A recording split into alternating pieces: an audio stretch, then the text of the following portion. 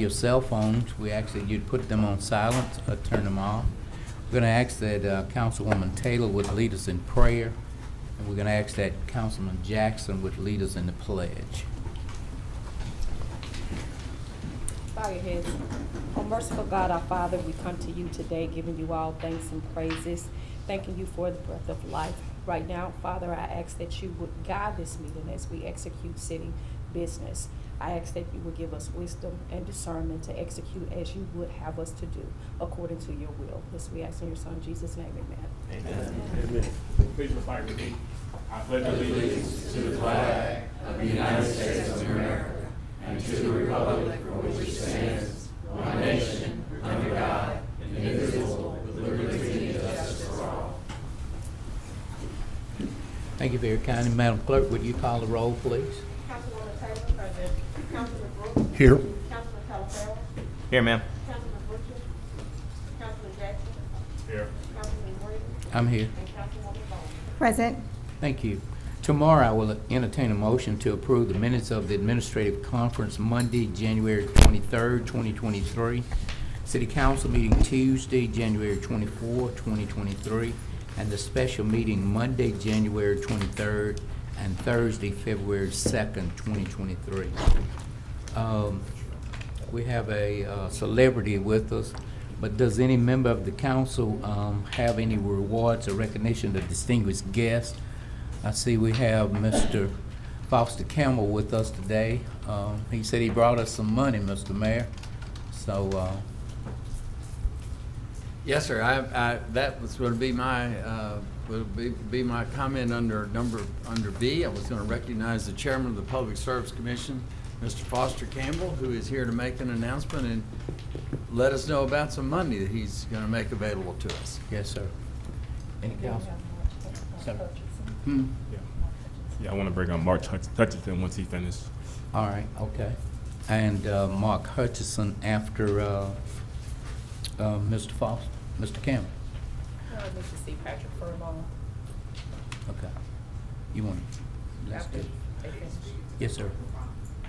Mr. Mayor, you can bring Mr. Campbell on Mr. up. Campbell, would you come forward, please? Make your presentation. Thank you very much. Thank you, Mayor and Council. Appreciate you letting me come up today. Not often do we get to do things as politicians that are pleasing as this is. I come today to tell you that we have $310,000 to give you, City of Shreveport, for LED lights on the parkway. You know, I live in Elm Grove, but I was raised in Bossier.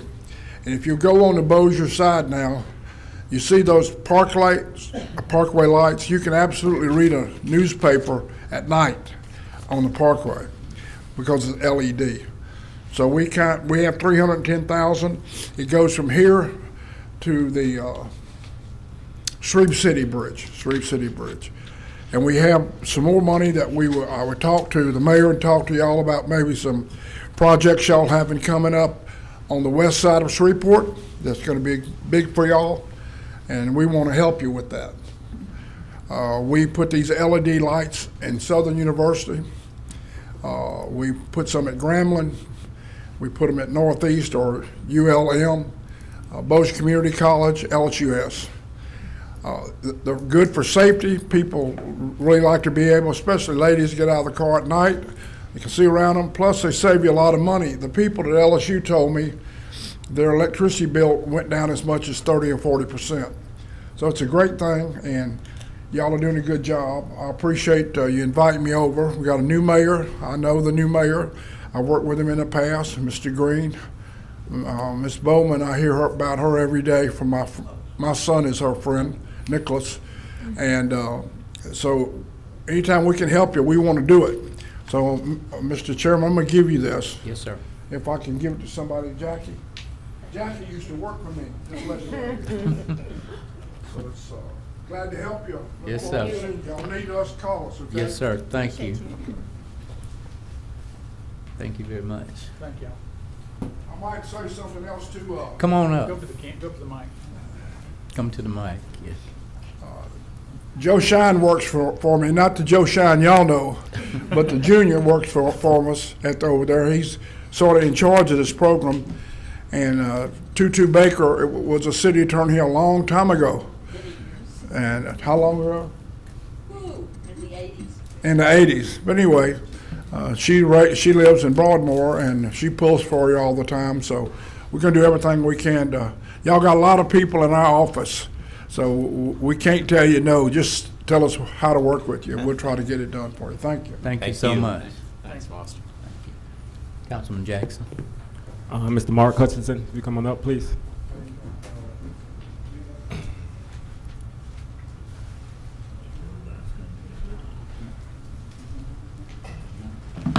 Thank you Good for being here afternoon. today. You will have 15 minutes to kind of address the council, but I'm glad you're here. We've kind of got several different emails about changes and challenges as it relates to Blue Line and the traffic cameras. I would like to say for the record, it's not many times where we're able to immediately correct a negative action in real time. I think this program has done that, where we're able to hold a lot of people that were speeding and breaking the law accountable. So that's something that we're always trying to do at the council level. We're trying to, hold people accountable, make people be responsible and raise a better citizen, if you will. So this has done that. Yet there have been a lot of concerns. Every council member has probably got a phone call or email about a concern as it relates to this program. And I'm aware there's some more changes that could possibly be coming. So I just wanted you to take the time to kind of break everything down to us and let us know, where you stand and what those recommendations and changes we can see for it. Well, thank you for allowing me the opportunity to speak to you for a few minutes. I'd like to give some handouts, if I may.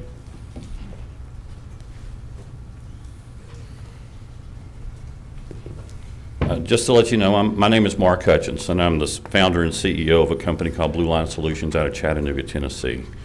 And my background is as a police officer, and our goal and mission is to truly drive down the number of crashes, injuries, and fatalities in the United States and on our roadways. I and every public safety individual have picked up too many dead bodies, particularly children. And that is my life's mission, is to drive down these numbers of incidences. Over a year ago, Blue Line Solutions conducted speed studies in 61 school zones in Shreveport. And in the morning time, in the morning flashers, well, let me back up.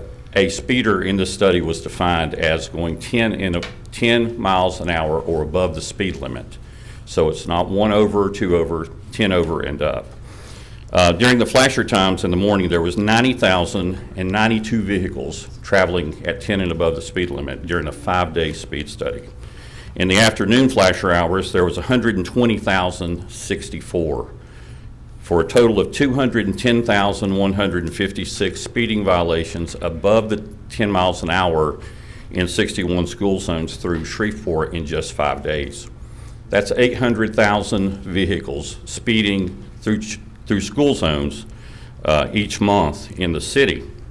So when the program was implemented, I understand that people get upset when they receive a citation, and no doubt there have been quite a few citations issued. And when you start with 800,000 speeders, there are going to be a lot of citations issued as a result of that. However, during the few months that the program has existed, we've seen a reduction of 87.6% of speeding in the school zones that have been implemented. 87.6%. So only 12% of vehicles are now speeding versus before. So it's made a drastic improvement. And to put those numbers into comparison, in the first 5 schools in phase 1, there was 22,392 vehicles speeding at 10 and above the speed limit. That now has dropped to 666. The 6 schools next in phase one dropped from 31,715 to 2,335. Again, a massive reduction.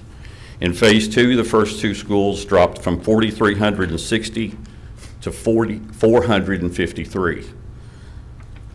Again, in phase two, the next four dropped from 12,231 to 713. In phase two, the next two schools dropped from 12,224 to 4,074. And the last school in phase two dropped from 1,066 violators to 169. And all those numbers represent that 87.6% reduction. And we feel like the program is absolutely working. People are slowing down. And as time moves on and more people are aware of the program, more people will continue to slow down.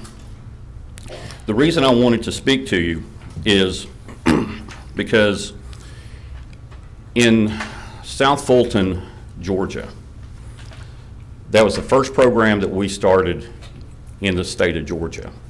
And it was brought to us by the city because a little 10-year-old named Renaya Majors was hit and killed in the school zone. And the flashers weren't flashing. It was at 4:30 in the afternoon. Children don't only die when flashers are flashing. And cars don't quit speeding when flashers stop flashing.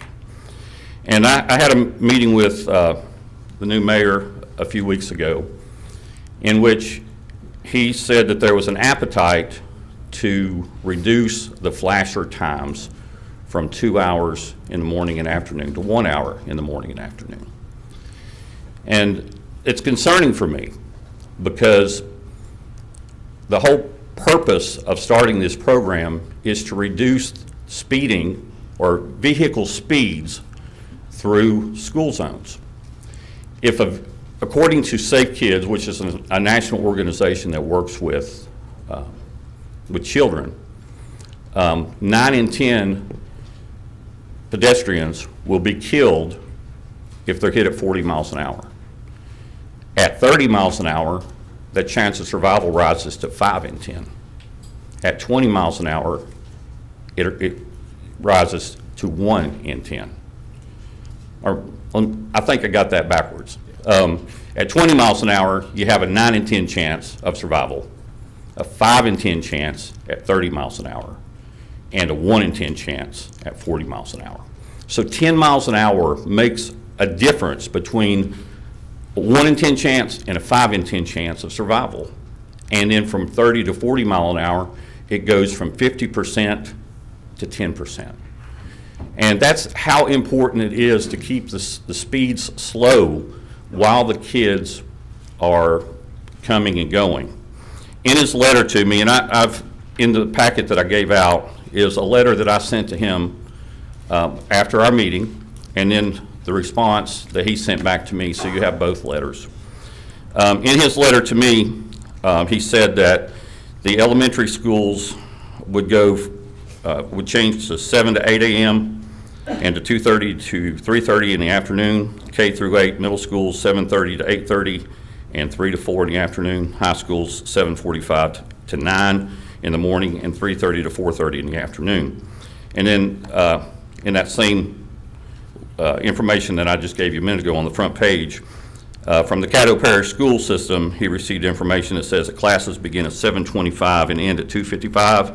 The middle schools in K8, 8 a.m. and 3:25, and high schools begin at 8:30 and end at 3:55.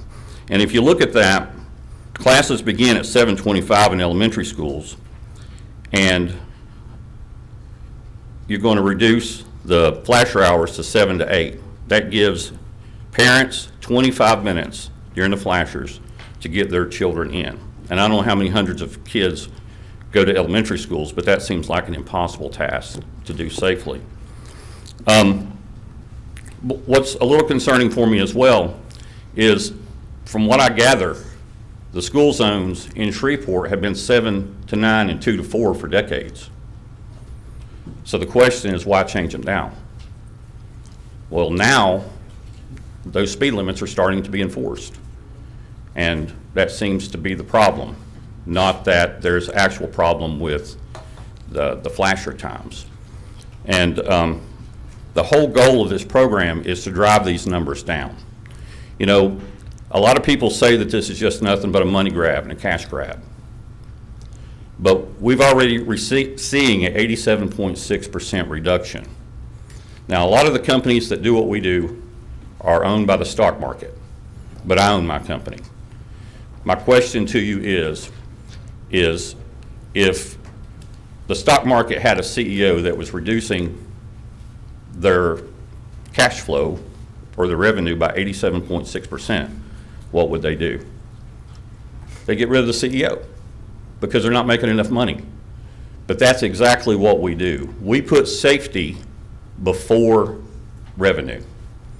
And to show the mayor and the city council that we are a true partner to the city of Shreveport, we recognize that part of the problem in Shreveport is that the school zones aren't consistent. And what I mean by that is some have flashers and some don't have flashers, and some had placards and some didn't, and some of the flashers work and some of them don't. Let's make them all consistent. And that means putting flashers in every school zone in the city, putting placards in every school zone in the city, and making them all consistent.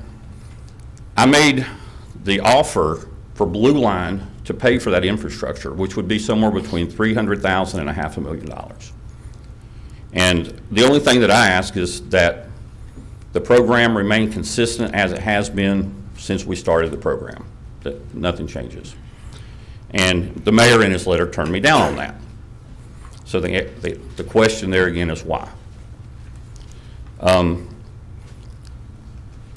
want to publicly say to the council that that offer still stands.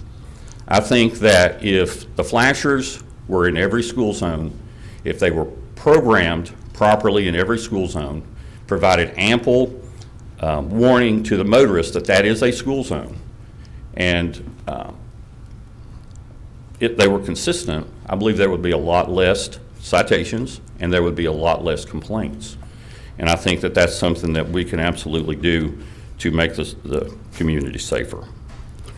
I have a few letters here. One is from Anthony Trisdale, which is curriculum specialist, Caddo Parish Schools. And it's a thank you for this program and in support of the 2 hours. I'll provide these emails. I have another one here from the principal at Atkins Elementary School. Again, thanking us for the program, thanking the city for the program, and in support of keeping the school zones at 2 hours. Kendra Smith, who is a commercial lender at First Guaranty Bank, in support of the 2 hour school zones, and says, I've noticed less speeders and less traffic, and the school zones are safer as a result. There are several that I could go through of letters that we're getting saying thank you and in support of keeping the hours at 2 hour flasher intervals in the morning and the afternoon. Mr. Hutchinson? Yes. In the spirit of time, I do want to allow council to ask any questions Yes. that they have.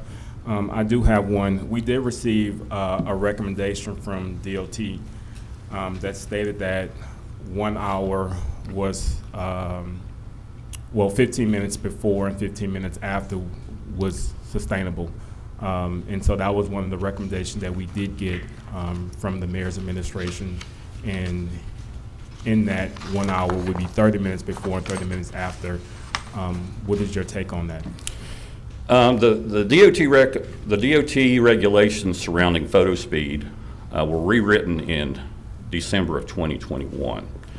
And if you read those regulations, they don't talk about specific times in those recommendations.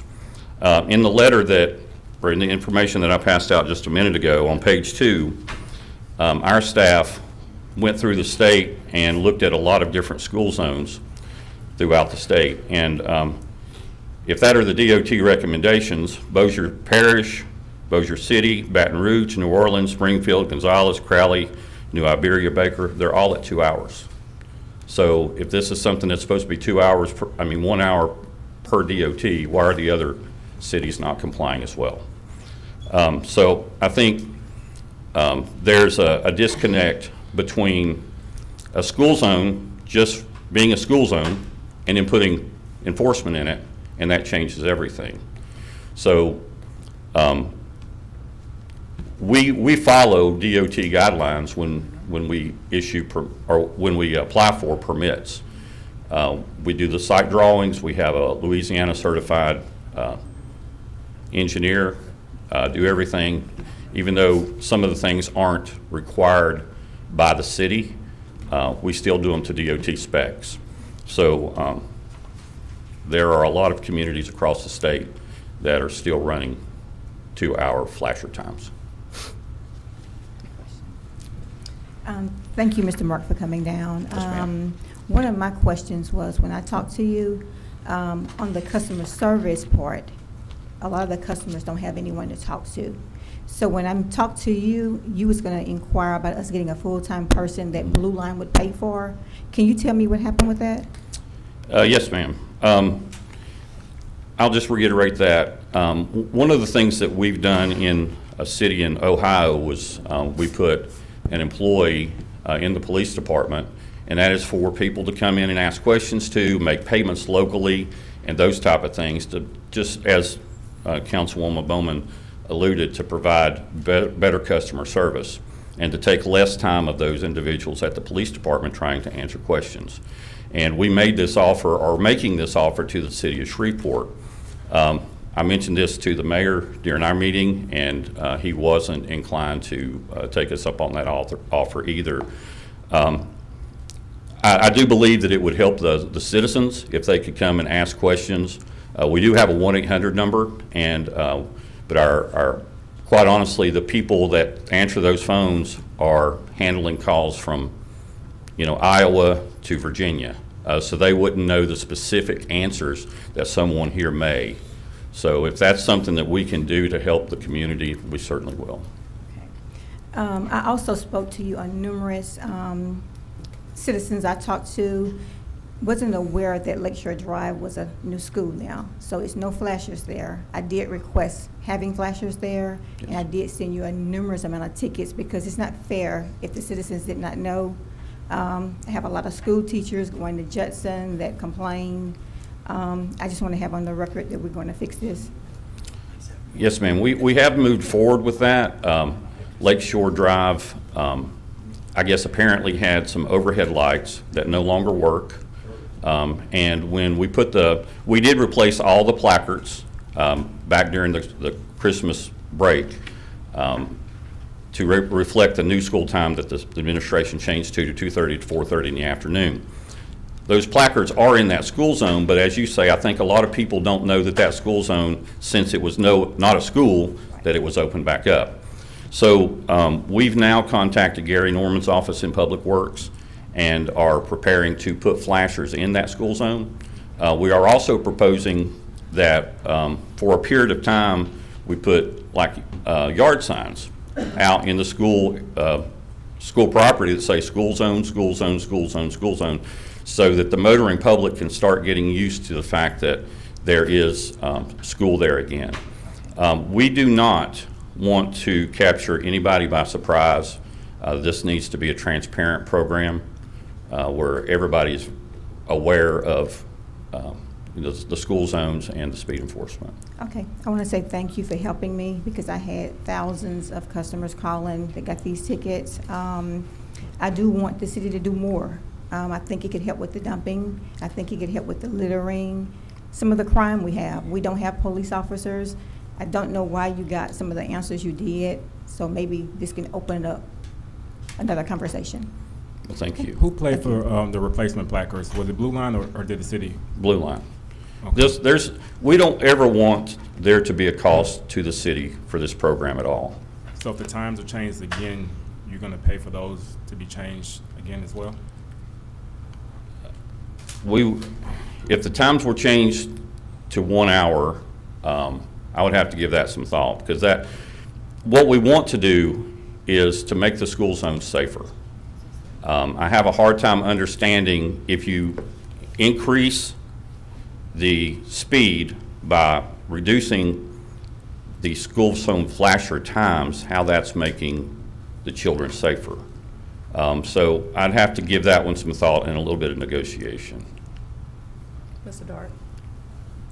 Just for the council's information, one of the concerns we've really had, and a lot of the comments we've gotten from people, is if you have an elementary school that starts at 7:25 and extend the school zone until 9 a.m., citizens have generally thought that was ridiculous because everyone's inside. And trying to find a balance of when would be a good time has been an effort. We asked the school board specifically to give us recommendations. They chose not to. We actually lengthened it a little bit for the high schools in the morning because high school kids are driving. They come to school at a little bit different times. But what we're trying to do is avoid the absurdity of having a school zone, for instance, for an elementary school that says, okay, school's out at 2:55 and we're still writing tickets an hour and a half later. That's not the way school works. What we have proposed to do is starting when school comes back in after spring break in the middle of March, we will have had time to get the signs as best we can right and to see how this works between now and the end of school in May. But we really think 4 hours of school zone enforcement is too long. It doesn't deal with the fact that kids are in fact in school, you know, for much less time than, there's much less school zone time than that. And, you know, we're willing to work with the Blue Line folks, but we really just think the 2 hours was too much. And that was a lot of the concern we were getting from citizens is, you know, there's nobody here by now. Everybody's gone. And you're still writing school zone tickets. So there may be a compromise there, but that's our concern. We just feel like we'd like to issue the citations at the most important times for a school zone. So that's why we've had the position we've had. And I think it's a position we're perfectly comfortable with trying from the middle of March until the end of school. And we got all summer to see how that worked out. So that's our position right now. And my concern, Mr. Dart, is this will be our third time changing the school zone time. And we're not very happy about that. But unfortunately, this program has gotten off, I think, to a bad start in part because we as the management of the city really didn't have a lot of input into when all those signs would be put in. We're trying to get it right. And I think what we have tried to express to Mr. Hutchinson over and again is if we don't do something to make this program a little bit more reasonable to most people, we may not have a program at all. And because you will get so many complaints that at some point you'll decide it's not worth it. Because it's not really about money for us either. We're trying to make the school zones as safe as we can, but for the optimal time that makes the most sense to the people that actually go to and from schools every day. So, you know, it's not a perfect solution. I wish it had not been the way it is as far as all the changes, but we just don't think what we have right now is the best way to do this. Okay, respectfully, Mr. Dark, we do know there is changes, and we do know it's a better way to fix the program. But for me, changing it to less time, I mean, we need to make a point, slow down. I mean, sometimes after school, kids have different activities. I mean, I think my point is, regardless of the flashers or anything, the people are speeding. We don't have police officers to give tickets. They are overworked. This technology will help them. So if we're all thinking about safety, why go down an hour opposed to put the flashers, let the public know, put public information out there, and then we move forward. But to make it less time don't make sense to me. I agree with Councilwoman on that because you put those children's lives at risk. If you've given us the stats of what happens when individuals are speeding, then why do we want to play Russian roulette with the time?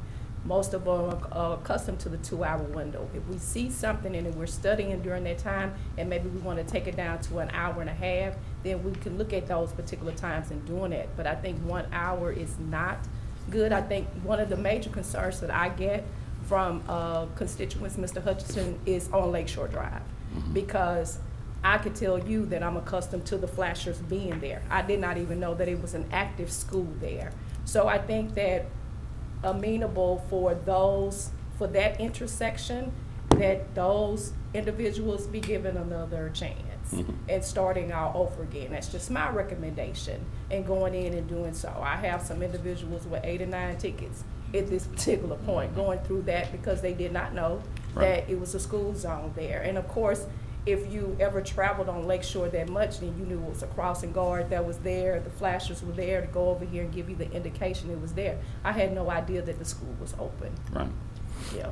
And anytime I pass through a school zone, I just sit there and watch. Everybody is slowing down. Right. So when I say that this program is working, meaning it has corrected that action. A lot of times we get asked, what are y'all doing about this? What are y'all doing about this? If I was able to put this program in other areas where we can immediately get a change of action, then Shreveport's gonna be better off. So I definitely feel like, the 2 hours needs to stay in place. I don't think we need to have a third change because we're still getting complaints about the first time change where people wasn't aware that we changed from 2 to 4 to 2:30 to 4:30. They're taking pictures of the sign and then the date's not matching up with the ticket. So we're getting a lot of complaints simply based on the continual change of time. And then it's gonna cost us even more money to change out all the different schools on time. I appreciate your offer of making sure we have flashers all around the city. And we'll continue to have those conversations with the administration to see what we can do to make it simplistic for all school zones in all of Shreveport. Two more things that I would like to mention is my staff that takes the phone calls did tell me that about 90+% of the calls that we receive complaints on are from Lake Shore, are about Lake Shore citations. So we completely agree. And that's the reason that, we're taking steps immediately upon your recommendations to do something, proactive about it.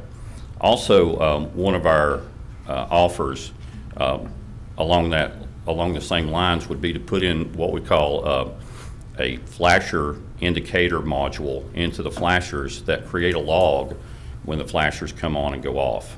Because a lot of times people will say, well, the flashers weren't on, and it's a he said, she said. So if we're able to put the indicator module in, we can print off a log and prove whether or not they were. So that's something that we would like to do as well, at no cost to the city. Mr. Dark. The one thing I would caution y'all about even if we go back to 2 hours, the 2 hours will not be uniform citywide because of the way schools go. We're gonna try to, there's an hour or so difference between the time elementary schools start and the time high schools start, and we'd like to at least balance those so that if there's going to be a specific time interval, it fits the school. So that's certainly something we've talked to them about. The one sign fits all doesn't work with the way Caddo does school. So. I think I've probably expended the amount of time that I was allotted, and my apologies for that. Irma Rogers, the director of MLK Neighborhood Association, was here, and she was going to come up on my time and speak in favor of this as well, but I guess we've expended that. I have one final question before Yes, you sir. leave, Mr. Hutchinson. Do you have any? And it may be in the document that I've been provided. Do you have a breakdown on the actually the times versus the number of citations that are issued, so we have a better idea of when a majority of the citations are issued during a 2-hour window? Sure, I don't have that data with me, but I can certainly get that data. I'd like you to provide that for us, Okay. please. So you're wanting, I'd like to know I'd like the time frame in which a majority of the citations are issued. Okay. Between 7 and 9, okay. and 3 and whatever, And 2 yeah, and sure, 4. sure. So you want to, yeah, that would tell us if it's in greater in the first few minutes or the That's first. it. Yes, That's absolutely. exactly That would be great. I data want to look know at. if it's greater in between 7 and 8 or 8 and 9. I'd like to know that breakdown, please. That's a very good. I think that's going to help us make a determination on the moving the time or not moving the time and so forth. And one question for Mr. Dark. Yes. You said you've been talking to the Caddo Parish School Board. Have they provided you with, I guess this is primarily elementary, but when crossing guards are typically assigned to elementary schools in the morning or in the afternoon? They did not, but we will ask. That's We that's simply what I'd like asked- to know. If they don't see the need to have a crossing guard out there any more than 1 hour, then maybe that's something we need to consider in conjunction with the number of citations that are issued. I'm old school. I'm not a fan of it as far as law enforcement. I think that I'd like the citizen to face their accuser and actually have an officer stop them for speeding. But I do understand technology, and I do understand that you can't argue the decrease. I would also like to know, because I've received multiple calls from the Judson area and the Lakeshore area and so forth on the number of citations, and a lot of them are teachers.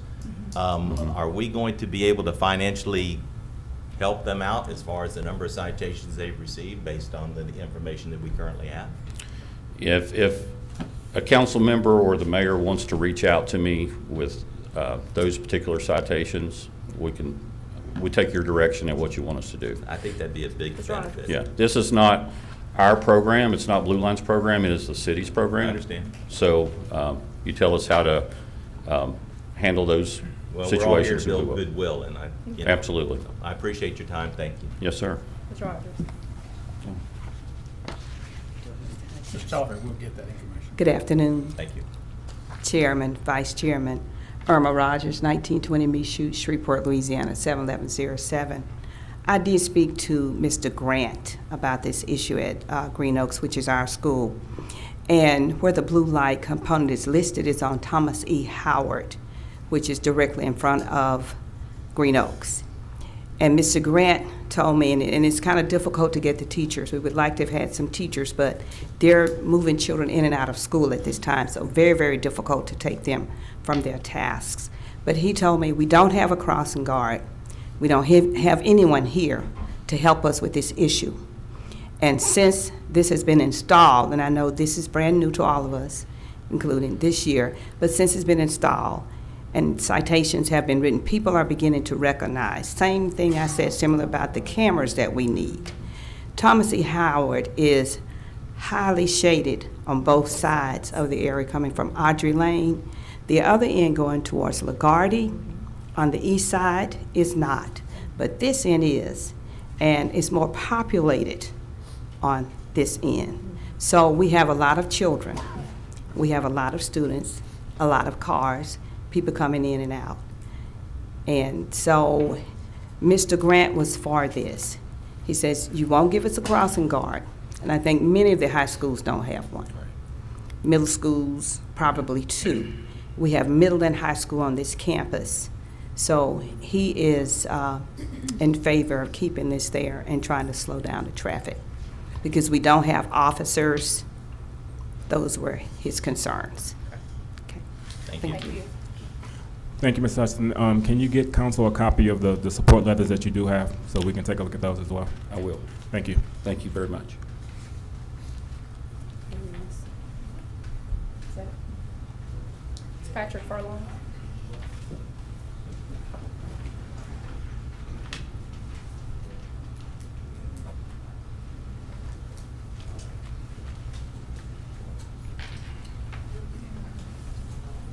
Mr. Furlong, how you doing today? I'm well, how are you? I am good. Overwhelmingly concerned about the streets update information that you all sent me the other day when I was asking regarding streets that are scheduled to be repaired in my district and money that was allocated for that. We're told at this particular point that we have to look for some additional funds. And I'm gonna read you a letter on what I received today from ELA Group, and it's, dear Ms. Taylor, when Arrow Drive was annexed by the city of Shreveport several years ago, we were promised a sanitary sewer line and that our road would be maintained. Neither has occurred. Our street contains all commercial business establishments. We collectively pay a large sum of property taxes to the city of Shreveport. At the present rate of deterioration, Arrow Drive will soon become impassable. We respectfully request your assistance to address these issues with the kindest regards. I am Edward L. Angel. I spoke to Mr. Angel today and let him know that I allocated money for Arrow Drive to be repaired in 2022 at this point, because we know that it's impassable. Same thing that we look at Downing Street. When I was out there today, saw one segment of the street that was repaired. When we look at Audrey Lane and a number of other streets that we say that are not going to get repaired. We catch this heat when you all give us a list and we tell our constituents, oh, this is slated to be repaired. This is a time frame, give and take 2 to 4 years to do X, Y, and Z. These streets are becoming impassable as we know it to be. There's no need of driving down and you might as well tear up the front end of your car. You go down Arrow Drive, it's the same thing with the commercial street, no overlay is there. And then now we say there are not enough funds.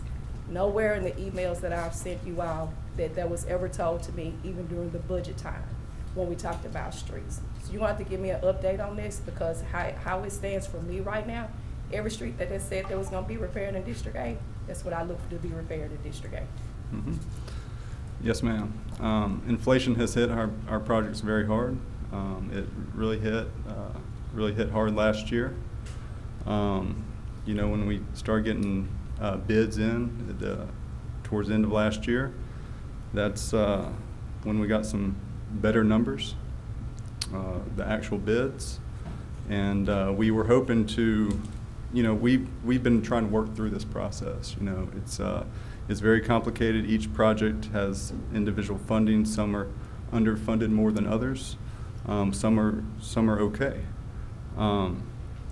But there was a budget amendment for the capital projects for 2023. It's about $9 million because of the inflation. And we allocated the funds that were available in the Street Special Revenue Fund to continue working on the roads, the projects that were ready to go to construction the soonest. And we were hoping to be able to continue to work through it. And we have done a decent job trying to manage it and mitigate the inflation, but it's gotten to the point to where there's so many projects that are underfunded. I think we all need to sit down and look at what funds are available and what projects have been designated to move forward, and evaluate our priorities and evaluate the funds available, and figure out the best way to move forward for the city. At what time did you all know this? Well, we've all known about inflation for a long time now. I mean, it was COVID and then the war in Ukraine, I think, really. When you gave us the listing, this is the streets that we said that we have dedicated. These are the streets right here that are gonna be repaired, just in simple terms for me. If these are the streets that are set aside and you say this is right here, is this gonna cost? Then we turn and we learn that it's not gonna cost that much. When do you say to us, council, we need to go back here and reallocate? Because what we're doing is this.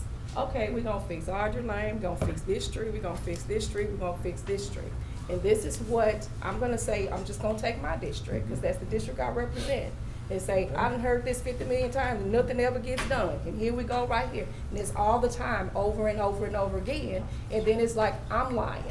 No, I hear it too. Yeah. I'm in the same position. You're not gonna hear it like I'm gonna hear it, because I'm going out to my district, and what I'm saying to you all is, if we did not have it, tell us then when we don't have it, so we can make the necessary changes to get it done. Because we understand inflation, we could do something a little bit different. Now I gotta go beg, rob, and steal from whatever else that you say to go over here to do this, and say, what's a priority? Every street here is a priority. Yes, ma'am. I have 2 streets, 3 streets that are literally impassable in my district. They have been waiting for years to get this street done. And I'm sorry, Mr. Mayor, the rest of y'all, I'm not taking this heat by myself. I am not. We have to do a better job of that, what we have and what we have allocated. So I'm telling you now, Mr. Telefair, you sat on the commission. Whoever the commission representative is, and Shreveport pays all that money for those citizens that pay taxes in the Caddo Parish, I want them to come meet us halfway. Because they take our tax dollars, and Shreveport is the largest city in the parish. So whatever it is that we need to do in order to provide our citizens with what we need to provide it with, then that's what I'm looking for. Because I'm not cutting any streets in my district. I'm not cutting them. I've been waiting too long. I've been on this council 3 years. I've been talking about streets for 3 years. I'm not waiting. My 4-year time frame is up. I'm telling you now, I'm not cutting. Okay. I have the same sentiments. That's why I asked you earlier for an update. And 3 weeks ago, when I asked for what's going on with the streets, We need transparency. We need y'all to tell us the truth. Concrete is not going down. We know the price is up. But if you let us know what's going on, we can let the people know that's calling us. Yes, ma'am. Then a lot of people wonder, why do you need some help? It's because you keep telling a lie after lie after lie. And we need some transparency. I mean, it's a mess. I don't believe I have lied. Well, I'm not, well, someone is. I mean, like, if the price of concrete went up, if you would have explained that to us through a conversation, we would have known what was going on and could have met again to see what we need to do. But if we don't know and we find out 6 weeks, 7 weeks later now, when we all went on the campaign trail, the people asked what we were gonna do. We told them this, we told them that. They are looking for results. Yes, ma'am. So I don't want to be a next line politician, because that's exactly what they call us. So I'm just asking for some help in that area. Yes, ma'am. Thank you. And I understand that. And, you know, it's a moving target. Like, for example, Ninth Street's one that we've been working with for a long time. We got an estimate on that about 6 months ago, and that estimate told us we needed about 3 million more. We met with engineers about a month ago. Now it's up another million. It's 4 million more. So this is a very, it's never happened before, you know. Prior years, I mean, there was slight inflation. You could barely notice it. I mean, the cost of concrete, the cost of asphalt, it was pretty much the same. This is something that we've never seen before, and we're trying to deal with it.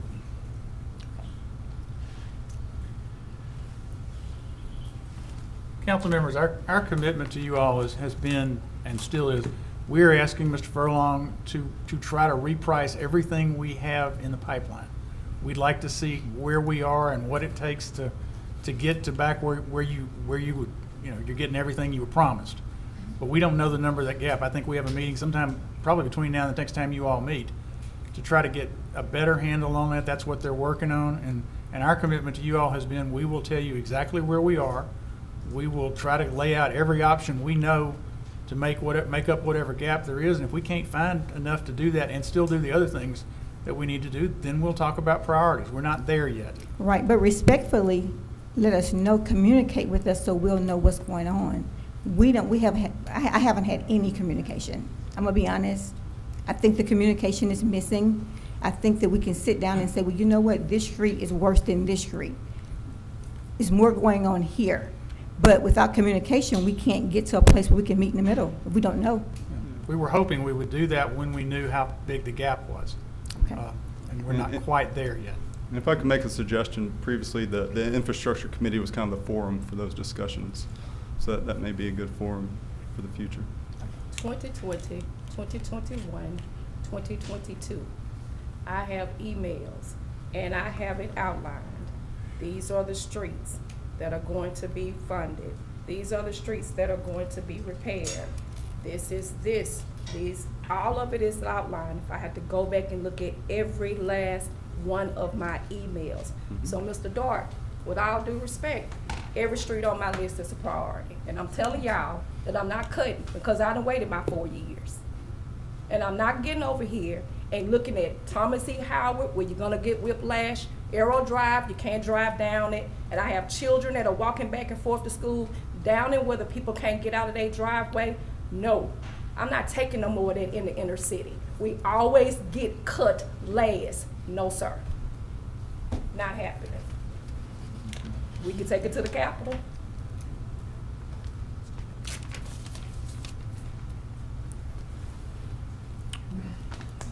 Thanks, Pastor.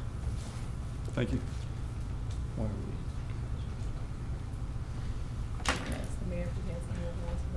Mr. Mayor, do you have any awards or recognition of distinguished guests not to exceed more than 15 minutes? I do not, Mr. Chairman. Thank you. Do you have any other business to come before the council? I do not, Mr. Chairman. Thank you. Does any member have any concerns for property standards? Yes, Mr. Green? I do as well.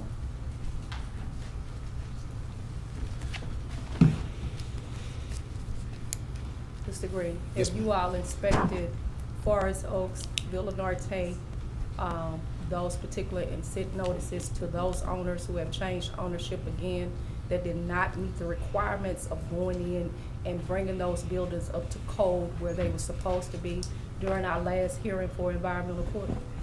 Yes, we did cite the three properties.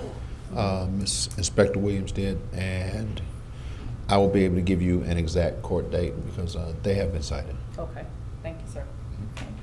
Mr. Green, I requested earlier, out of 35 properties, I did get the list from my district. Yes, ma'am. Can you please send me an update with the properties in each district and how much it costs monetary-wise? Yes, ma'am. For each one of those properties? Because to say we had 35 houses up for demolition, and my district only got 3, it just don't seem fair, but maybe you have a logical answer. So I would like to meet with you soon so we can Yes, ma'am. get with that. Okay? Thank you. Anyone else? Yes, just 2 things for me. Update on the bar in 70th Street. I know it was going through, it was in the courts, the one that got hit. That was geared for demolition. Oh, okay. East 70th Street. Actually, I have forwarded that to the city attorney's office, and I'm waiting on a response back from Mr. Woodley to know if we can go ahead on and proceed or what we can do. Okay. And can you work with Mr. Clark on the truck parking on Kingston? I know they were supposed to be moving, but they have a lot of property standard violation now. I know we was trying to be kind of, nice about it because they were going through litigation as well. But You said that's on Kingston? Yeah, on Kingston. Okay.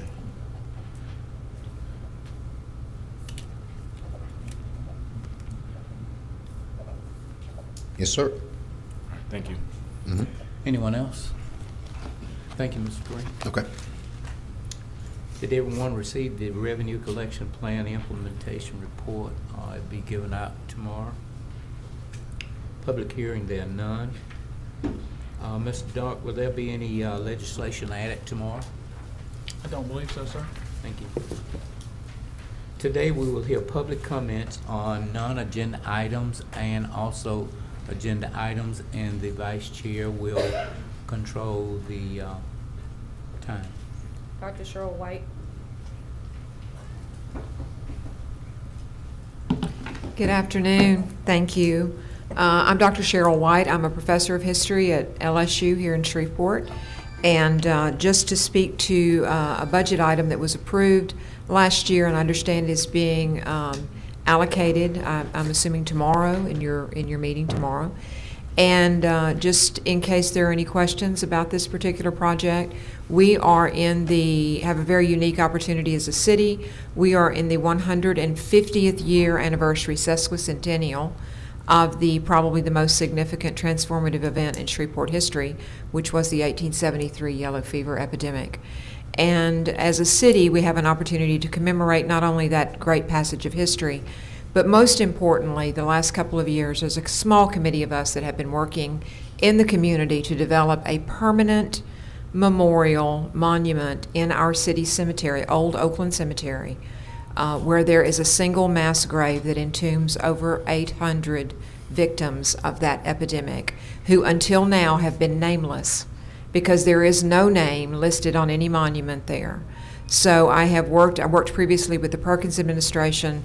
I have worked with the Arsenault administration now to hopefully get this done. It was, for those of you esteemed council persons, I will tell you this, that 150 years ago, it was this body that decided in September of 1873 that the city could not keep up with these burials. So they opened the massed trench in the cemetery, and all of those souls are buried together. So that is an agenda item, a budget item, as I said, that was approved and has been reallocated. And I am here simply to answer any questions there might be at the suggestion of the administration. I'm here. If there are any questions about that, I'm happy to answer. Otherwise, I just want to tell you thank you for your support. Thank you for being a part of and committing to this important city commemoration that we will have this coming year. No questions? I just, excuse me, Ms. White, I do have to tell you that, and probably there may be a lot of people out there that had no idea about the number of people that are buried almost right under our noses as a result of the fever epidemic. And I was amazed and almost ashamed that I did not know that. Right. So I appreciate your efforts in bringing this to all of our attention. Sure, of course. And I'm very proud to support any endeavor that actually gives these people a name or a marker or some kind of recognition. Indeed. It's 150 years overdue. Yes. Thank you so much. Thank you. All right, thank you so much. Thank you. John Glover.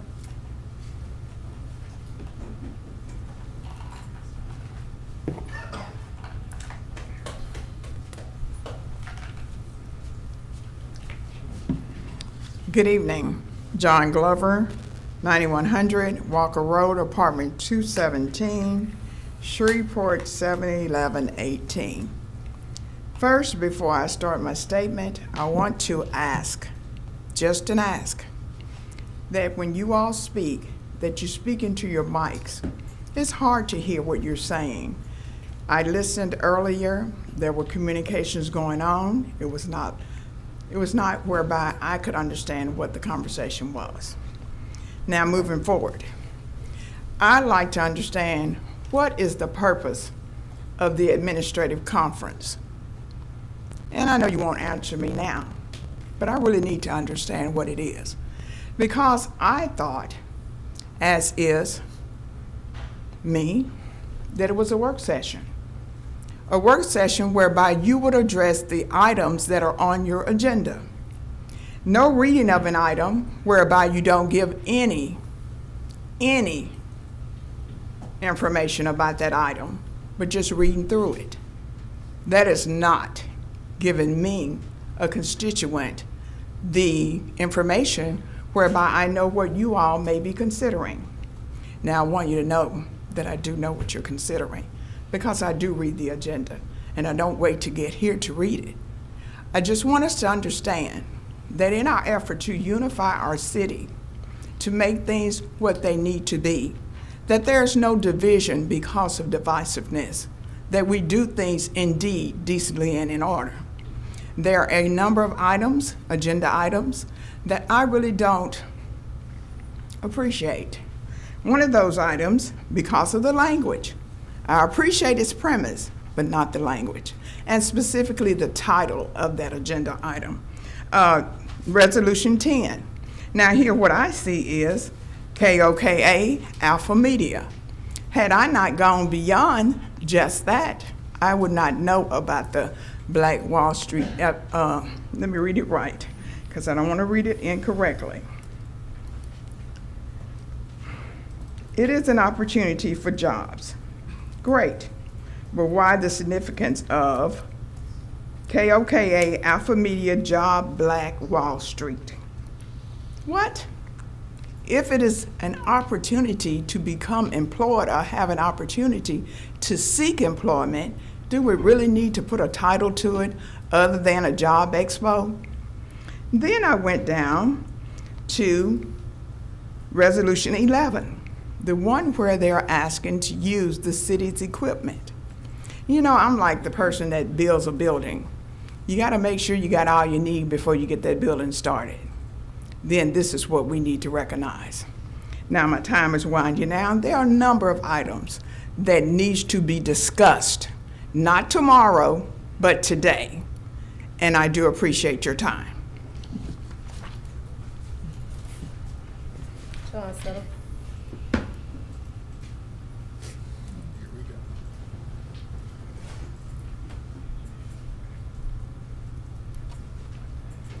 John Settle, 4 Tealwood.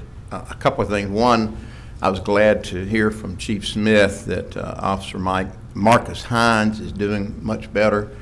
I worked with him when he was the public information officer at another administration, and I really enjoyed working with him, and I'm always concerned when our police officers are hurt in the line of duty. I saw a picture of the car, and I'm thankful that he's safe. Secondly, I don't know if new committees have been appointed yet by the president, and I can make that inquiry later. But today, I think that a lot of discussion on Blue Line and then on the street pavement would really probably be good for the appropriate committees. That way they can be more citizen involvement and oftentimes better communication because it's the only thing there, but that's just my suggestion. Albert Einstein said that the more he learns, the more he realizes he doesn't know, and I've learned today that there are rental fees if you use municipal buildings. If you go to the SPAR website, you can see that a multipurpose room with a kitchen is $25 an hour, without a kitchen is $20 an hour, game room is $20, gymnasium's $50. Festival Plaza is $500 a day. If you're a nonprofit, it's half that. Municipal Auditorium, you have to go to SMG. Randall T. Moore, $25 an hour. Riverview Hall, 1 bay, $350 a day, 2 days, 2 bays, $650, etc. If you're a nonprofit, you pay half. Riverview Theater, $1,100 a day. If you're a nonprofit, $425 a day. And then it has all the requirements. You know, we have great parks in every district, except I'm not sure that D has a park, but you can go from Ford Park to, we all know the parks. You know the parks in your district. Ford Park's a great park. I wish it was closer to me. You have Bilberry Park. You have Southern Hills. You have A.B. Palmer. You have Highland. And there's a lot of them. We all know that. We spend a lot of money, or the council does, keeping them up to date. A park, to me, is just like a public building. If I'm going to use a public building, I have to pay a price, whether I'm a for-profit or a nonprofit. Why does somebody get to take over a park 3 days, charge admission, and not pay anything? If we're going to do that, we may as well let the Good Times Roll Festival have Festival Plaza for free, or Mudbug Festival have that for free, or these other things. If we're going to let somebody take over a park, whether it's a park in your district or not, if they don't have to pay for it, why do we have to pay to use anybody to pay any other facility? This is really a citywide issue, not just a Betty, Virginia issue. Thank you. I wish you would have that up there, but my apology. Mr. Cox?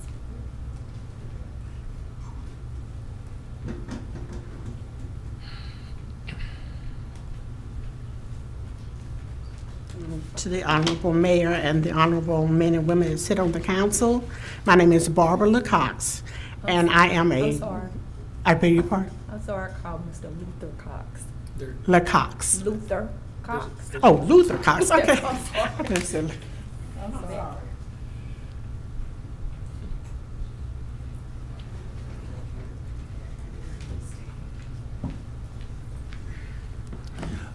Again, my name is Luther Cox Jr. I reside at 512 Wall Street here in Shreveport, Louisiana.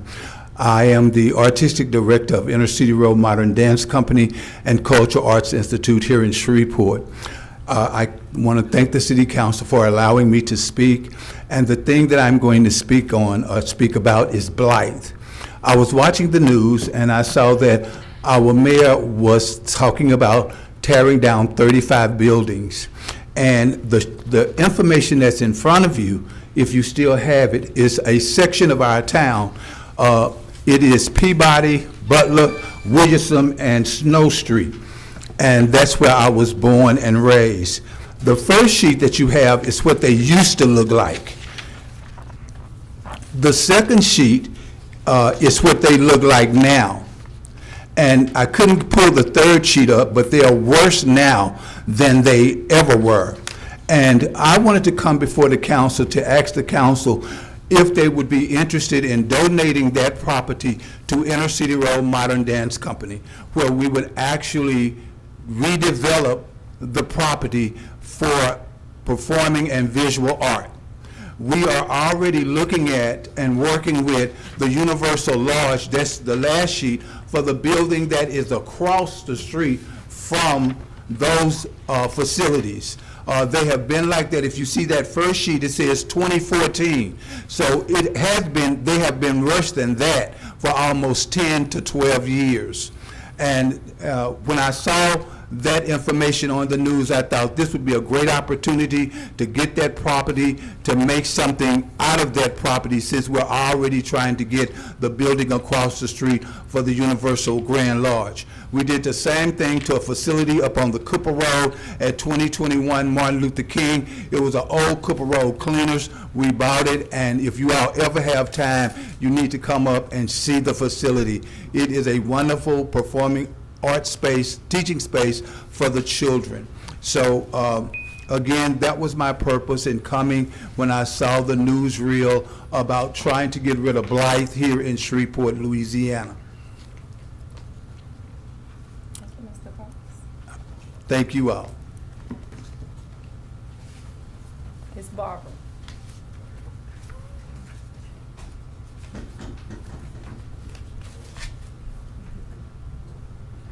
Thank you. And we have it together now. Cox and Love Cox. People call me Cox all the time. But I'm going to be very brief because I had prepared 4 pages of pros and cons about the flashing lights not being on Lakeshore Drive, and the fact that I think Blue Line is good for the city, but at the same time, we have a bunch of frustrated people receiving tickets, and I hope that the city will consider reimbursing those people who have already paid for their tickets and dissolving those tickets that have not been paid for. I'd like to thank Councilman Ursula Bowman. She's doing a great job. She's answered every last one of my phone calls because I've been so frustrated along with the public about these tickets. So I'm glad that the CEO of Blue Line came out and answered a lot of my questions. I won't read the 4 pages anymore. So I thank you so much for what you're doing for the city, and let's consider reimbursing those people who have already paid, okay? I appreciate everything. I'm a parent, a grandparent, and a former educator of 35 plus years. So I understand how important it is that we consider the safety of our children. So at the same time, we need to make sure that our constituents are happy in the city of Shreveport, as happy as possible. And I think that a lot of my questions have been answered, and if you consider what I've said, then I'm sure that you'll have a whole lot more happier people. Thank you. Thank you. Michael Hale. Michael Haley. Is it Hale or Haley?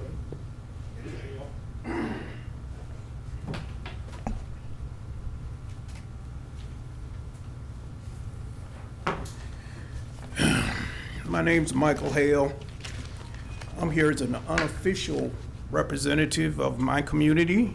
We live off the Lake Shore on Cross Lake Boulevard between the 1400 block and 1800 block. I came here basically to offer a petition for some of the issues that already been discussed, improvement of our street.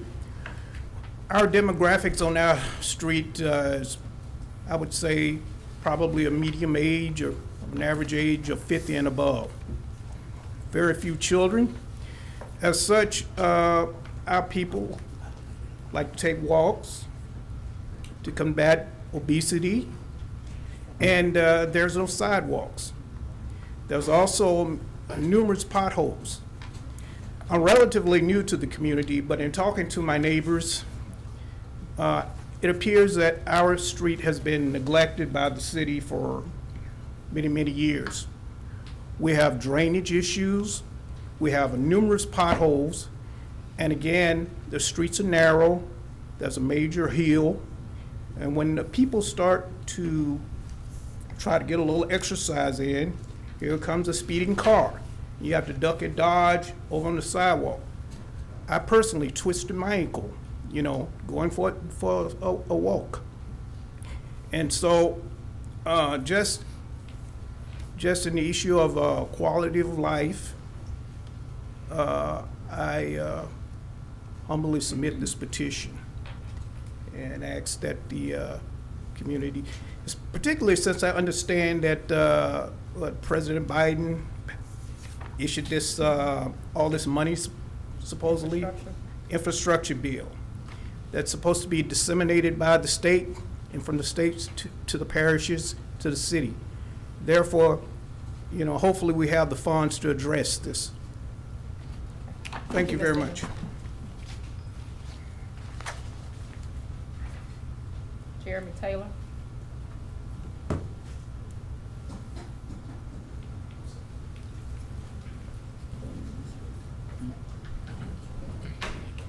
Is that your district? Yeah. Jeremy Taylor, Shreveport, or P.O. Box 8453, Shreveport, Louisiana. I was actually here to speak on, I think, resolution, number 17, resolution 22-269, a rezoning change. It was about 3 lots that sit next to a commercial building that I own. I want to become a developer in the Highland area. I want to beautify the Highland area. I want to bring businesses to the Highland area, and that corner that's not actually far from Uri would be a good start for that area. I actually purchased the old Salvation Army building in hopes to turn it into a sports complex for youth, but I also purchased the 3 lots beside it as well in order to bring businesses and housing to those lots. It's called a mixed-use building. I don't know if y'all real familiar with that here in the Shreveport area, but basically you have commercial buildings on the bottom with apartments on top. So it's something different to bring to that area and to start something new to the area. So just kind of want to brief y'all on that. Also, there's some other things that I want to do on the Stoner area, as in, you know, just kind of building up that area, bringing life back to it. I'm not from here, but I've heard some great things about the Highland, especially the Highland Historic area. So I'm an investor there, and I want to make it right. So. Thank you. Yara Stevens.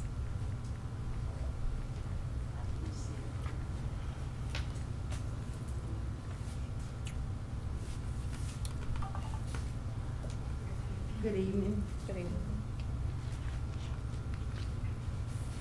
My name is Doris Stevens, and I reside at 2314 Darien Street. I've been had a water problem for a month and a half now.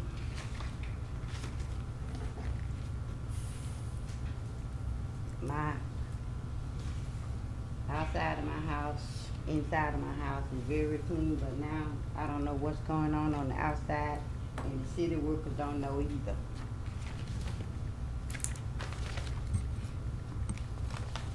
Put my glasses on.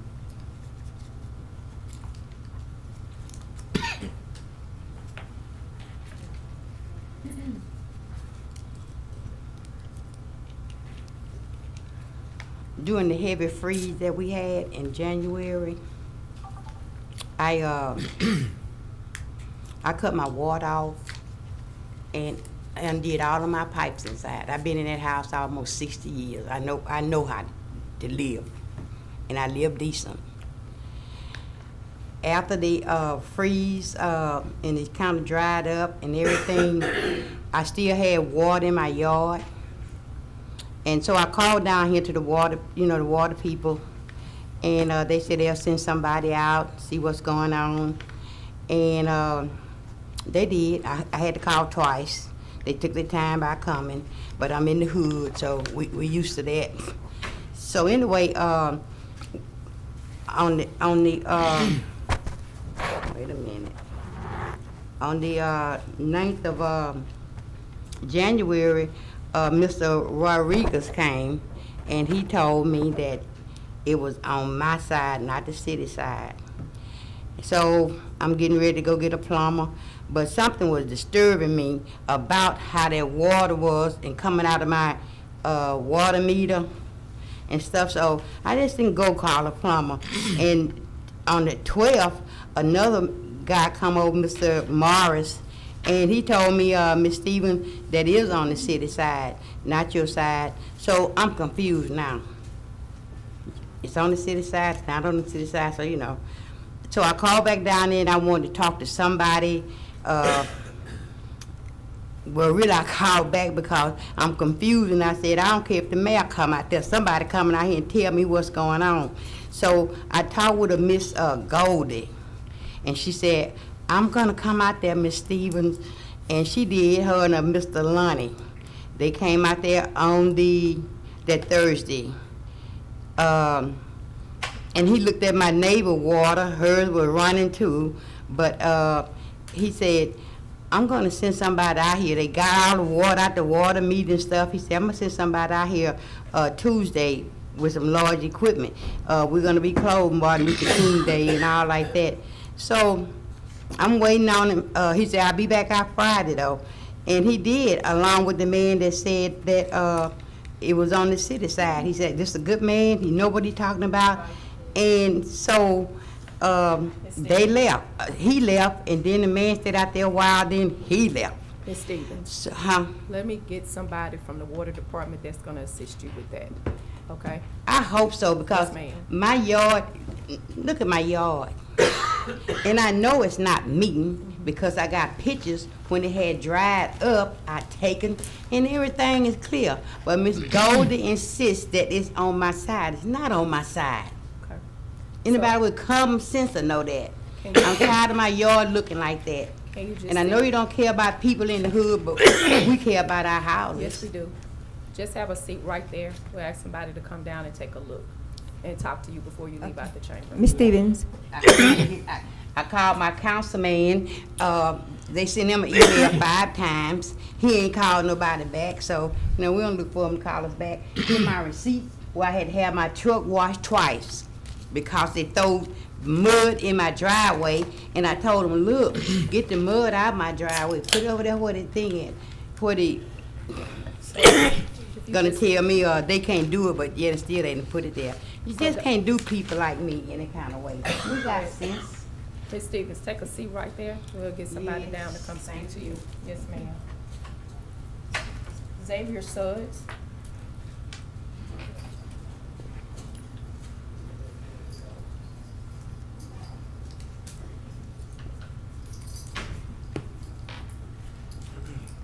How you guys doing? My name is Xavier Suggs, and I'm here on behalf of my family, Bonzo Bagley family. I'm sure you guys already heard the news and everything with that. Prayers are extended to your family. Thank you for that. My question concerns is about policies that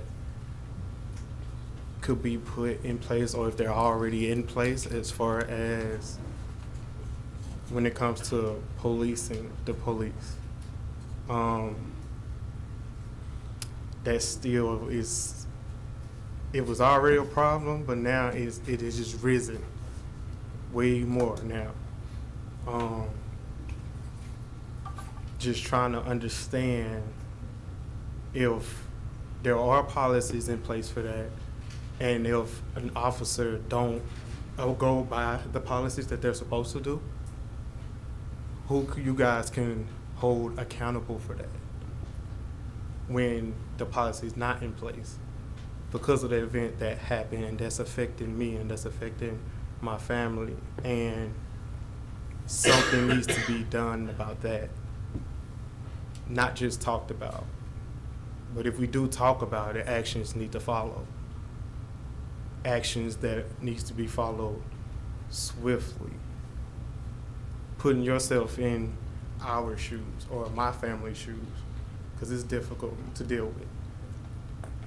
And it's easy to talk about it, it's easy to, to stand behind people that are doing it, it's easy to say it and post it and everything, but if there's no action behind it, it falls on deaf ears. And as somebody who, I lived in Shreveport all my life, and I honestly feel like, and I could say this and speak this in regards to my family, I feel like the city of Shreveport failed me and my family. I feel like the people that were supposed to protect and serve us as citizen in Shreveport miserably failed. Miserably failed. And I'm here, this is my first time ever doing this. I've never, usually not in this kind of circle at all. I stay away from trouble, all of that. But now I'm being pushed in the limelight of this. And now the more that I sit back and I just watch and I understand, I acknowledge, I'm very observant. So now I'm observing a tragedy that happens. Now, what's the next step to make sure that a tragedy like this won't happen again? So it won't be another Alonzo Bagley or just anybody losing a family member to someone who's supposed to protect us, to protect and serve us. And that's something that's weighing heavy on my heart, is weighing heavy on my family's heart each and every day, that we have to live through this and live through that of not understanding and transparency with that. That's all.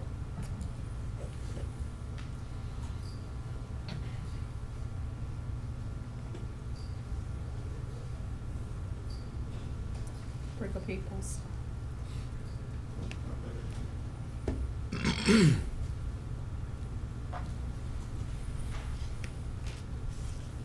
Good evening.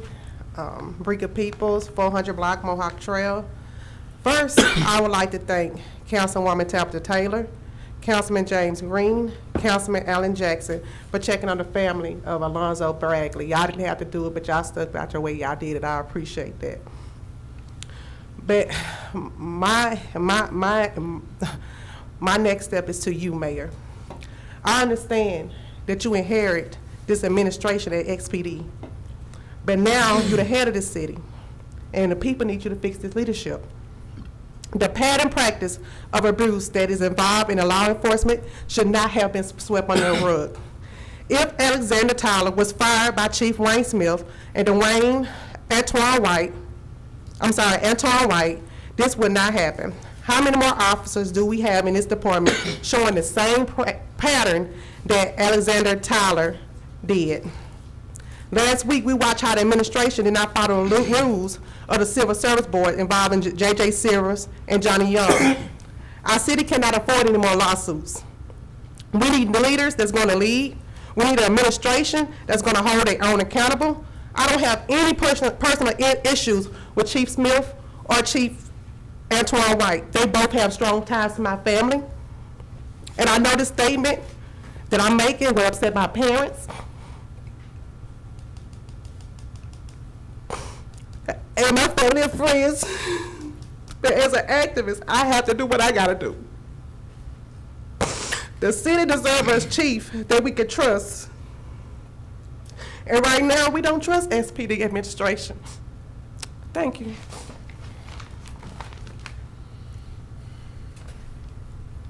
Marvin Muhammad.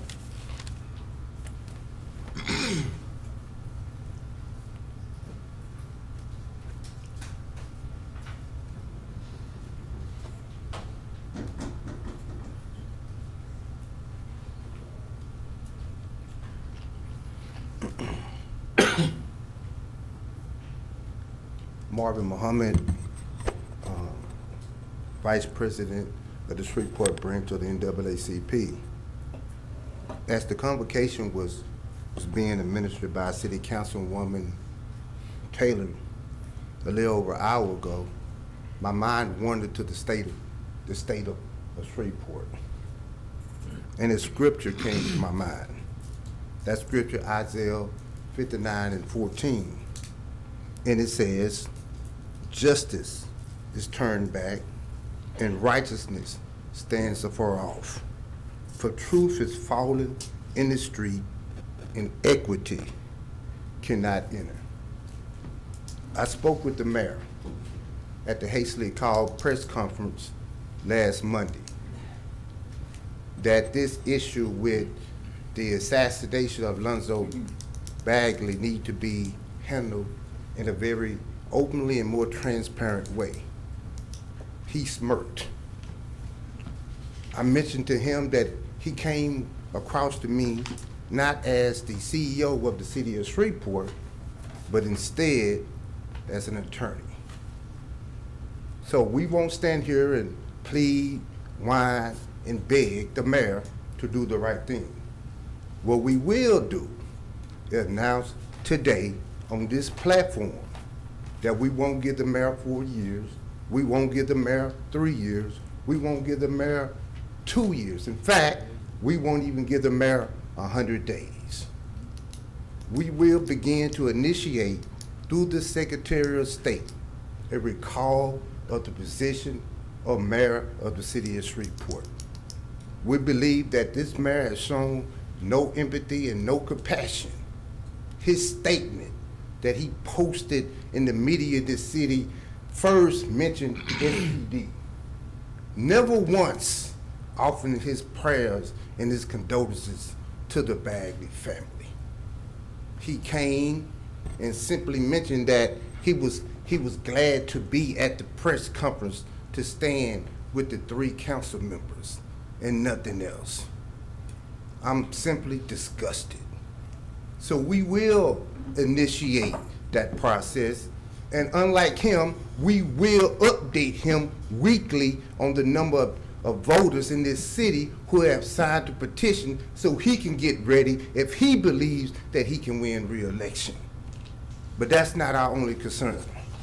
Our next concern is the elimination of the Department of Economic Development and what I best describe as deception, that the city is saving somehow $250,000.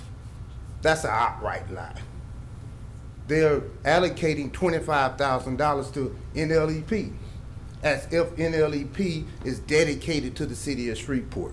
NLEP is dedicated to over 14 parishes to bring economic development in this city. I know my time is up. 30 seconds, please, Councilwoman. The other $225,000, they're putting $125,000 to reserve funds, and that's great. $100,000 to deal with Yellowfish, that's great. But how do we save money when those 4 employees is being moved to other apartments? Tell the truth.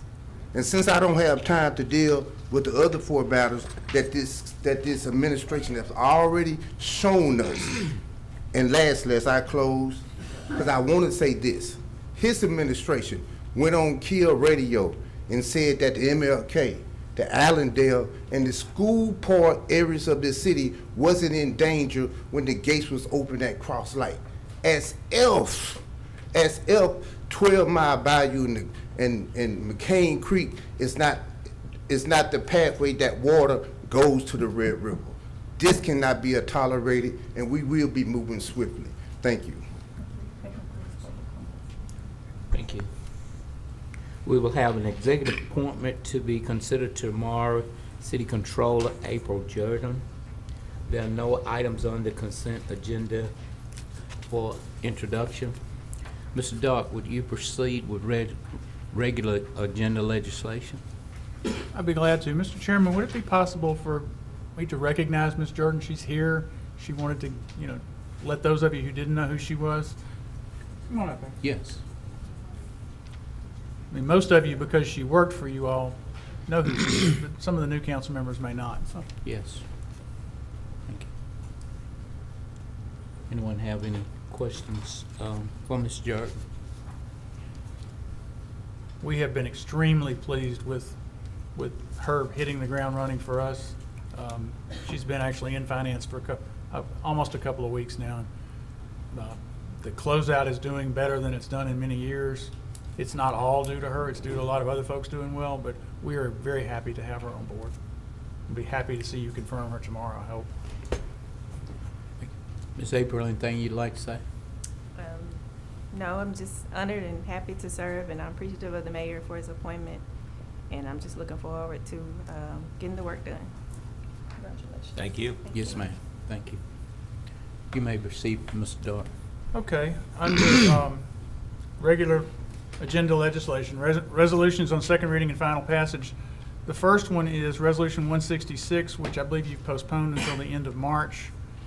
Then you have the whole series of resolutions 8 through 17 that deal with the various events that SPAR would be facilitating under the contracts that these would allow. There is an amendment to number 8 that you'll see tomorrow because the draft of the agreement that you were provided had the former mayor's name on it, and so that's getting fixed with amendment number 1.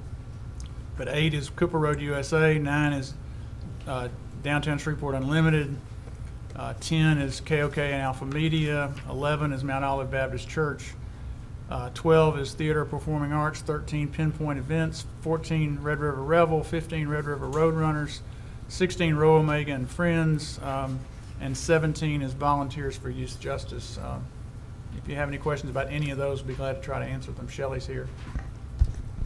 Ms. Riggle.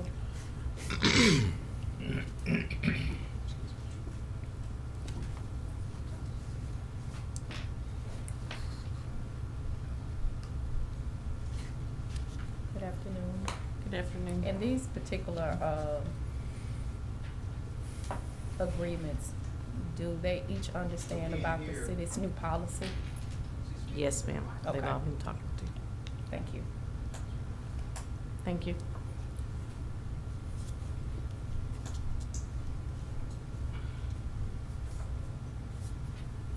You may continue, Mr. Dunn. Okay. 19 through 23 are resolutions sponsored by individual council members to dedicate and honor certain citizens. 19 is dedicating the 1200 block of Milam Street in honor of Elgin Hill and Roberta Minor. This is a resolution sponsored by Councilwoman Taylor. They have, I read the resolution, they have a long and impressive list of achievements in the business world.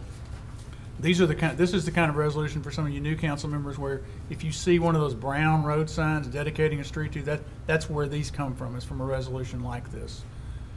20 honors the legacy of Orlando's Cafe and all of its predecessors over the last 100 years that have provided lots of us with wonderful food over the years and places for the community to get together when it was very hard for different parts of the community to get together. So it's a wonderful resolution that we very much appreciate. 21 honors Grammy Award nominee Kendra Child Browder, who got a Grammy nomination this year for Best Music Video, I believe. 22 recognizes Pharrell Williams for his contributions to the Queensboro neighborhood. He was, I believe, he cuts hair and was a pillar of the community otherwise. 23, Mr. Jackson, you'll have to help me because there's not a linked copy of it right now, but it recognizes Lester May Jackson for her contributions to the Cedar Grove community. If you have any comments there, it's not linked yet, so I couldn't read it. That's all of those, Mr. Chairman. Thank you. Are there any questions, comments on any of these resolutions? If not, Mr. Dark, would you proceed with introduction of resolutions not to be adopted prior to February 28, 2023? Yes, sir. 24 authorizes the mayor to execute an acceptance of an act of donation with a development company called Esplanade Properties. They're donating the water and sewer extensions that they built in their new subdivision. They were done to city standards, and the city engineer's office recommends that you approve this. 25 is one we're really excited about. It authorizes the mayor to execute a cooperative endeavor agreement with the cities of Monroe and Ruston, Louisiana, and Vicksburg, Mississippi, to look for grant funding under the federal-state partnership for intercity passenger rail program. Passenger rail has been a topic discussed here for a long time, and we actually are seeing some progress. Mayor, do you have any comments you want to do on that one? No, this is made possible by grants that are done through the new infrastructure bill, and it looks like we think because it's a multi-city and multi-state effort that this has a very good chance. So we think it's worth the expenditure of some funds to try and get this rail service that would eventually be from Dallas to Atlanta. The city of Monroe is actually the key agency in doing the grant application, and the four cities are splitting the cost of, I believe it's $330,000 altogether.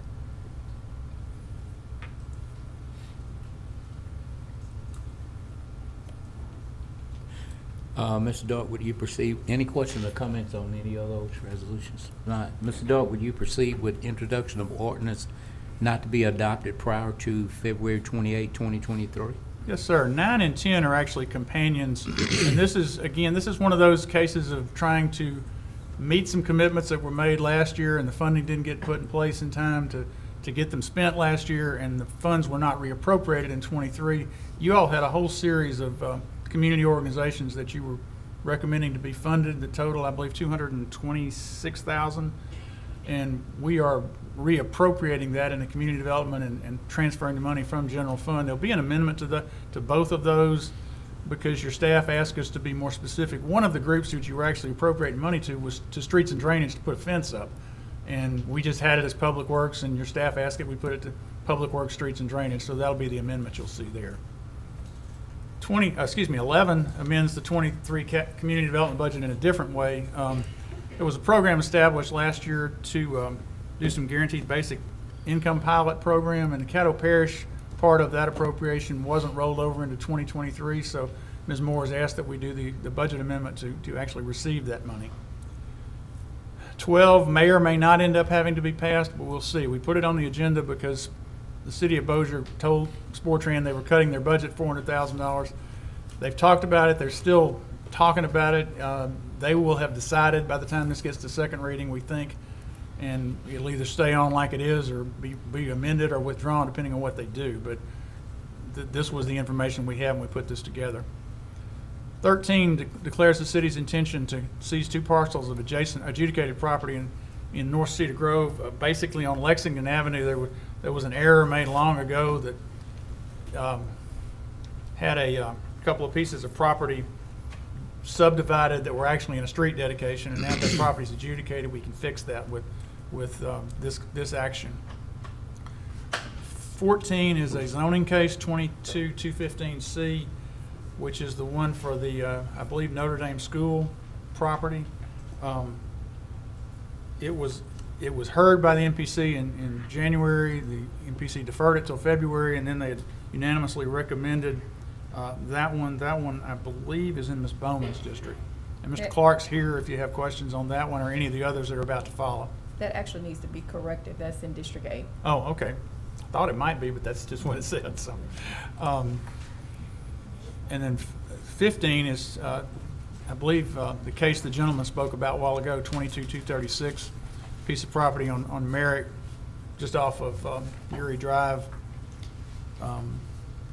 That one, I believe, was adopted by the MPC on a 4-3 vote in February, and I believe that one is in Ms. Taylor's district as well. 16 is 22-244. This is a piece of property on North Market near Arrow Drive that would go from residential to commercial. There was a public hearing in January. This is for a reception facility and outdoor dining. MPC approved it 6-1. That one's also in Ms. Taylor's district. And 17 is 22-269.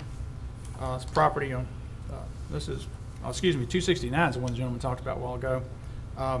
This is on Stoner near Erie from residential to commercial.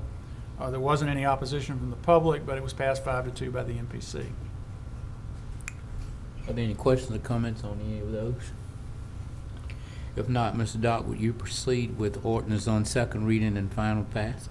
Yes, sir. We can now pass 135A that's been on the agenda several times. It had to be deferred to February 14th because of advertising. It's simply to correct the procedure of doing a name change last year. Ordinance 3 is the general fund amendment that appropriates the funds for the position the council created at the last meeting. 4 is the one we had some discussion about last time on Riverfront. The original intent was to remove the funding for the economic development people. All that in Amendment 1, all the salary reductions are taken away. That's back to like it was, as we promised you last time. The allocation for the Oakland Cemetery and the NLEP does remain in the new amendment, but no changes were made to the salary part of the Riverfront budget there. 5 and 6 they establish yield intersections at Candler and Bobbitt and at Wesley and Bobbitt at the recommendation of traffic. 7 amends the airport noise zone to bring them into compliance with the changes that have made in lengthening runways just to keep FAA happy. Ordinance 8 amends the code to repeal what was done under the last administration. The prior mayor believed that he wanted a chief financial officer who would report directly to the mayor. This mayor wants a director of finance who reports as do most of the department heads to the CAO. That's the only change there. And ordinance 2 is case 219. This one was the one I believe was postponed last time because there were some residents in the general area, I think, as it abuts Greenwood, who had some questions, and I don't know if those concerns have been answered. Ms. Bowman, you may know more than I there. What Mr. Clark had suggested, was the constituent talk to the Greenwood chamber there and about this resolution. So I did talk with her this morning. I'm gonna ask Mr. Clark if we can postpone this one. Okay, so this is likely to be postponed. Yes. Thank you. That's all, Mr. Chairman. Thank you. Are there any questions or comments on any of these I have a items? couple of questions. Yes. Mr. Dark, going back to number 4 with the amendment, so you're saying that the salary amounts are still located for that department? All of it. What was appropriated in the 23 budget, when you pass this, will still be there. Okay. I have some concern with the language of the amendment. It states that the services will be passed on to a person on the mayor's staff. Are we saying it's not going to be a department, that those duties is going to be given to somebody that's already currently employed? No, the commitment that the mayor had made was to appoint someone on his direct staff who's not here now to be the economic development coordinator or director, or whatever you want to call it, as the first step in trying to see how we would go about doing this. Okay. So we will have a But person. there will be a person on with staff. the title of economic development director. I'm not sure what the title is, but that's what that person's job will be solely.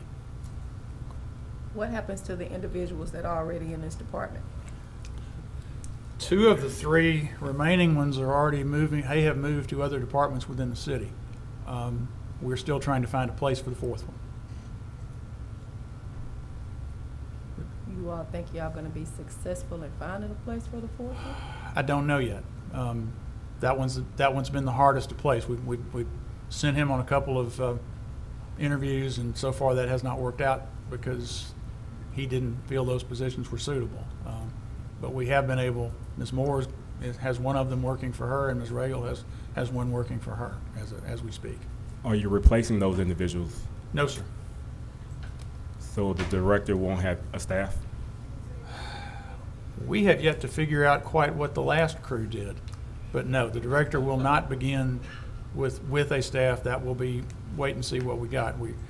There'll be some money still remaining if it turns out that we have to come back and look for another person. But right now, the mayor's commitment was to have an economic development person who would be looking more at the city's needs itself as opposed to the bigger picture of industry and things like that. So when it comes to retail or commercial developments within certain districts, who will be handling that branch of economic development? The person that we are talking about. Your development, Whatever whatever it is that you yeah, chose? that's the commitment we made to you all last time verbally, and we'll make it publicly here, is that we heard very clearly your concerns that you really wanted somebody who would wake up every morning thinking about the kind of topics you were just describing, and that would be their job. Okay. And that's what we were trying to do here. Okay. When I spoke with the mayor myself, Councilman Jackson and Councilman Brooks, he was going to come back to us to talk about this. I don't know if the other council members met with him about this, but he said he was going to make some decisions and come back. So to me, it's not appropriate to put it back if we actually hadn't came to a conclusion. Well, right now, all we're trying to do is preserve the options by leaving the money where it was. Those are discussions that you really would need to have with him. But this amendment, if you pass it, will leave whatever options you have available. What it will not do likely is fund 4 whole people, but that's a discussion you all can have at another time. I'm sorry he's not here. He's having a nosebleed, strangely enough, and he's had to leave a couple of times to take care of it. Any other questions? Madam Clerk, is there any table legislation to be removed from the table today? There is none. We have no property standards or ABO appeals to consider today. We have no MPC or ZBA appeals to consider tomorrow. Madam Clerk, are there any other appeals? Not on this agenda. Are there any reports from officers, boards, and committees? Madam Clerk, is there a clerk's report? There is no clerk's report this week. Executive session, none. If there's nothing else to come before